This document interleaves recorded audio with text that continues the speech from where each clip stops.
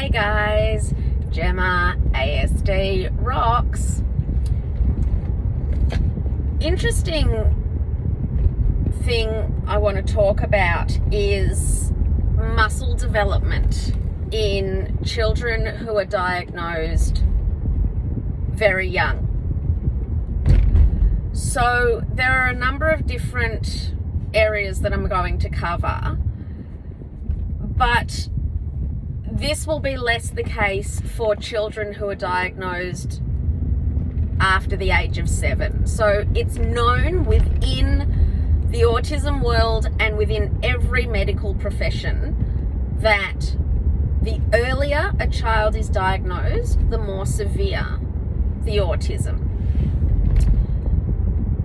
As you know, Bo was at doctor's at 16 months and we had the diagnosis by 2 years old. Within 2 weeks, not even, of the diagnosis, I had him set up with every early intervention that I could find. Speech therapy, occupational therapy. There was a thing called the Elwyn Moray early intervention program at Monash University in Clayton. There was obviously Southern Autistic School, which he went to from 2 years, 8 months old.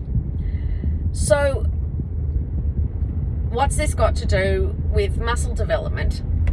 So you see how slender Bo is. Now, both my boys are quite slender, and obviously Bo doesn't have any fat on him because he stim runs 15 k's a day from one wall to the other. So, but this isn't about fat. This is about muscle development. So while most typical children, or even children who don't get developed until much later on, they're doing typical play. So they're at the park swinging on monkey bars with other kids. They're we have this thing called Gymbaroo, where little kids go with their parents and they do all these little sort of courses and things like walk along balance beams and climb up ropes, and they go to those play centers and those sorts of things and play with other children and go on like one of those we call them flying foxes, I guess you'd call them a zip line, but like for kids.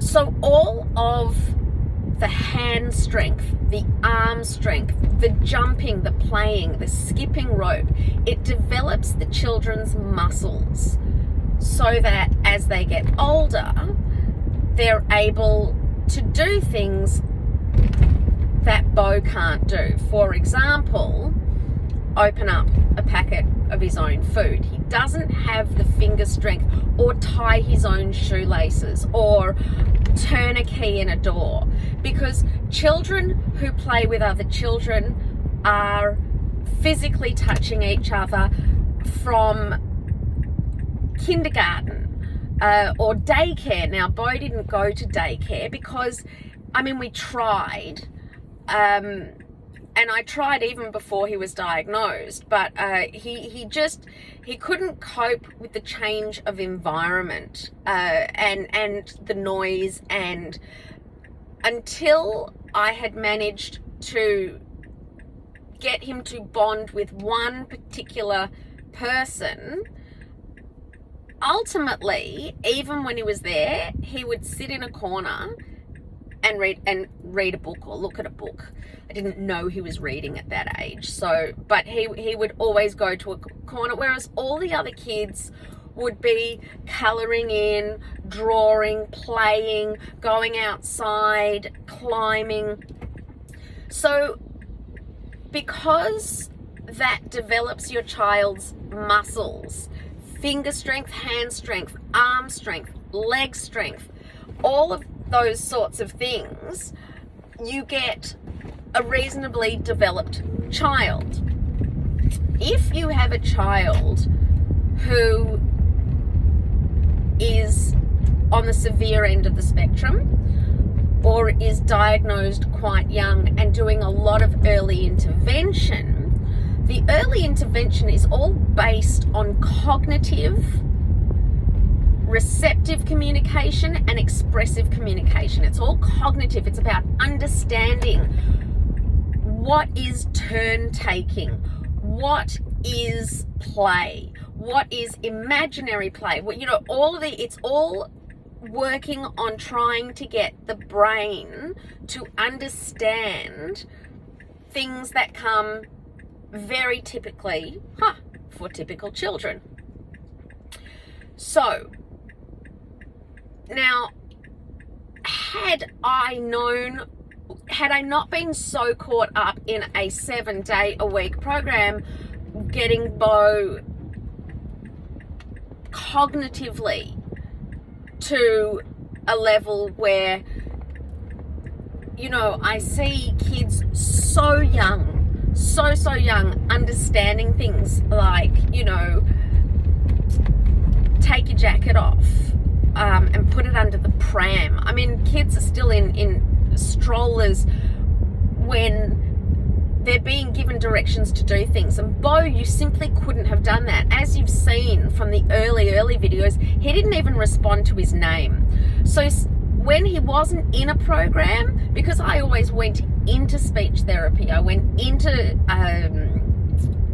occupational therapy, I went into every session, I learned what they did and I implemented that at home. Everything was about teaching and learning him to change. I was working on his neuroplasticity to help him to understand the world around him, both verbally and what we call with non-verbal cues. So what's a non-verbal cue? It was very, very common. If your kid has one shoelace, or it needs their shoelaces tied for them, you will get down on your hands and knees to tie your kid's shoelace. You'll do up one shoelace and then you'll tap the other foot, and the kid just knows, oh, she wants me to give her the other foot. That's a really typical non-verbal cue. For example, for all the mothers out there that have ever gotten their nails done, you know, you go into a nail salon and they're doing your nails and they'll just tap you on the hand and you'll present the other, you know, the other nail. There's so many non-verbal cues in this world that we get. Why we get it, I don't know, but we get it. Non-verbal cues for kids with autism, especially on the lower end of the spectrum, like I could tap away at the other foot and he would just wonder, I don't even know if he would even wonder why I'm tapping on his foot. I would have to verbally say, at the level when he actually understood words, give me your other foot. And even now that he's 18, I'm explaining these things. I'm explaining non-verbal cues, and so that he understands. I'm like, when someone does that, this is the response. When someone does that, this is the response. Now that he's older and he goes, oh, you know, I get it. Okay, I get it. So it's easier to explain, but as a young child, it's impossible. So while you're working so hard on fixing all of that, they're not getting that motor skill, physical development that other children are getting, which is why they will have such difficulty doing things like, it's not necessarily the action of putting a key in the door and turning it, but physically it's very difficult because they just don't have that strength in their hands anymore, ever. The other issue would be toe walking. If you have a toe walker, be very, very, very careful. And I've done a video on toe walking. If you need me to do another one, please let me know. Since before COVID, I've been trying to get our podiatrist to do an interview about toe walking, but she is so camera shy. She just puts me off. She says she'll do it, but she puts me off, and every time she lets me film in the actual whenever we go to podiatry, because it's more not just her in front of the camera, but she's so camera shy. So with the toe walking, especially with someone like Bo, who was a severe toe walker for the first 3 years of his life, I started worrying at about 3. I did also, keeping in mind I was a first-time mother, and also keeping in mind that we always, turn to our friends and say, walking on your toes. And so many people will say, don't worry about it. It's not, oh, my kid did that. It's just a phase. Within autism, it is not a phase. And Bo still, we had to move through so many processes where we actually got him these inserts. We got him the stiffest shoes, toddler shoes, that we could possibly find. So what was happening from a muscular point of view was, because he never flattened his foot, his calf muscle never stretched out. Now, his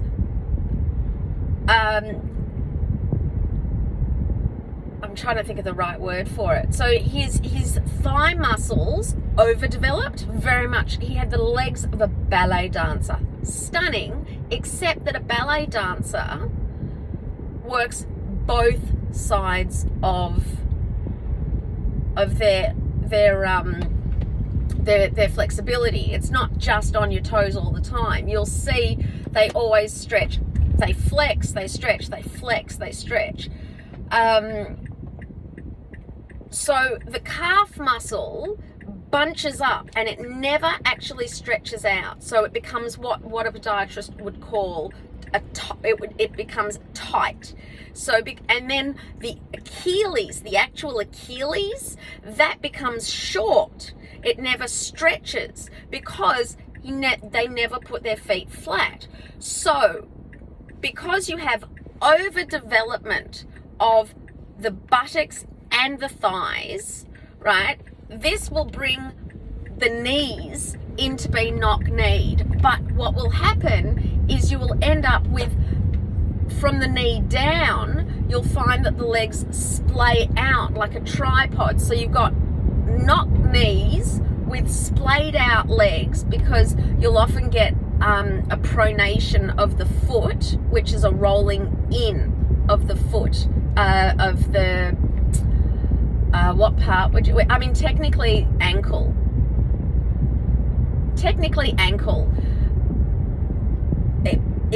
It rolls to the inside, which is what splays the legs from the knees out, creating massive walking problems and pain as they get older. Now, keep in mind, we got onto this at 3 years old. So we're still working on getting him to be able to flatten his feet past a standard 90-degree angle of the ankles. We've been in orthotics for, a long time. Since he was 3, we got the firmest shoes you could. So anything without any, when you get a shoe, especially a kid's shoe, a lot of kids' shoes are almost like ballerina, not the hard toe ones, but like the slippers, which, just flex. But if you get a very solid, thick sole, so we ended up with Clarks. They had the stiffest of baby shoes, and then inside that we put like an orthotic which also had a sort of a steel rod in it so that he couldn't get up on his toes. And those orthotics, as he's gotten older, have, I think the time that they've started now moving into a more flexible one was probably somewhere when he was around about 14, that it didn't have this absolute solid plastic orthotic in it, and now which went basically from heel to toe. Then she started cutting it back to the ball of the foot, and then she started cutting it back. Now he's in a flexible orthotic, which is still just correcting all of the pronation and the damage that was done in those first 3 years. So why are the feet so important? The feet are important because that's where all of your development starts muscularly. If your feet are not correct, then your whole body is going to have to accommodate for the way that you walk. So I really want you to pay attention if you've got a child that's lower on the spectrum, or what we would call severe autism, especially if they're young. Do some physical activity with them if you can, or get them into like a kinder gym. Now, with our severe autistic kids, don't get me wrong, I know very, very well that they won't participate or can't understand, because Bo couldn't understand. He couldn't do the activities that someone was saying, hey, do this, we're all going to do this now, we're all going to do that now. He couldn't do that. He didn't understand at that age. But if you can, even around the house, do things like squeezy balls, brilliant, those stress balls. If I had my chance again, these are all the things that I would do, because I have the knowledge now. And that's what ASD Rocks is about. It's about me giving you 19 years of knowledge if you're just starting your journey, or you're somewhere in your journey, or if you're anywhere below where I am in my journey, in the sense of, your kid's 12. Well, you know what? Great. Start now. It doesn't matter that they're not 5. If you've had a kid that has been struggling, you need to get them physically playing, but look at their feet. That is the absolute most important thing. And take them to the park, even if you have to hold them across those monkey bars. Kids, for example, one of the things that kids always do at home that Bo never ever did, how kids hop on the couch and they swing, they push themselves up with their arms and they swing their legs back and forwards, little playthings that, sorry, that was Stephen just calling to ask if I needed a hand with anything. So yeah, the swinging thing. So guys, I know someone said all of my videos are too long, and I'm trying to make them shorter. I don't know what to do, but there you go. I just wanted to pump that information. I didn't even segue. So really try and make sure that you get your kids physically active in a strengthening way, that especially with the hands and the feet, so that they have the ability to hold cutlery, so they have the ability to tie their shoelaces, so they have the strength in their hands to do all of those things. And then, and go from there.